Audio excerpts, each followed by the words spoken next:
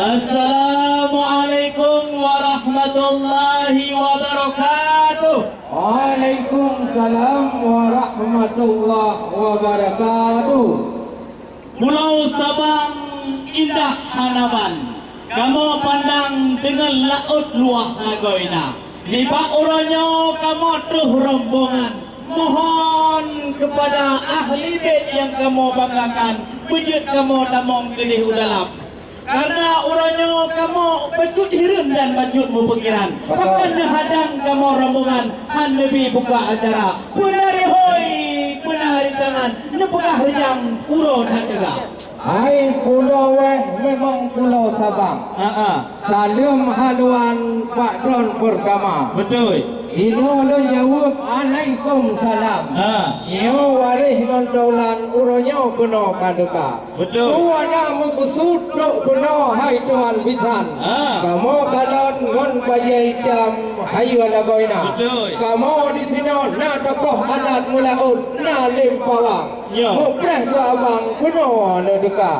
Kon pintu kamu palang. Ya. Tetapi ada pertanyaan dua kerak haba. Apa maksud, apa gerangan hendak datang ke tempat kami, wahai saudara?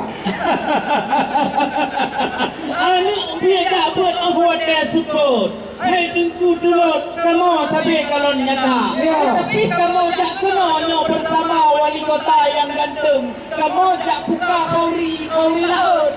Menyohana Nabi tamang wahai tunggu ampun yang kamu buat. Bagaimana buka acara? Melanjut persajian kamu tino nampak tafsir yang kami banggakan.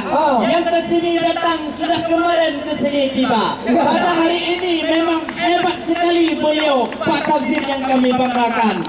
Pencepatan kalender of event tersayang memang hebat lagoina.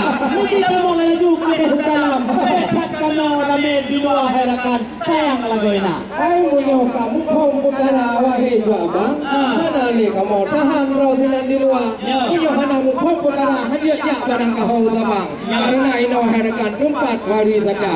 Walaupun awak tulis, awak Inggeris, awak Jepang, syariat Islam ada ngurusap tidak kamu jaga.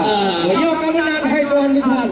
Punya udalam kamu putila. Manale kamu punya Pak Menteri ataupun Bapak Wali Kota dalam urutna, silakan masuk ke dalam. Sudah kami buka. Alhamdulillah, silakan. Assalamualaikum.